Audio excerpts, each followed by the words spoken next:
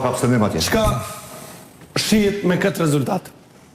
Bazuar në exit pollet, kur nuk po e referohemi rezultatit Komisionit Qendror të Zgjedhjeve. Jo, këtu dallimi, po mënoj ndryshimi më i madh është lëvizat vendosin natyrisht, po unë mendoj që kjo është një shaj e qartë që arroganca megjithatë ndëshkohet. Me fitu 51%, edhe mos më koni kënaqur, edhe me synu 60, 65, është për mu e pa kuptueshme kur ti ki mundësit për me kriju institucionet edhe me shku tutje.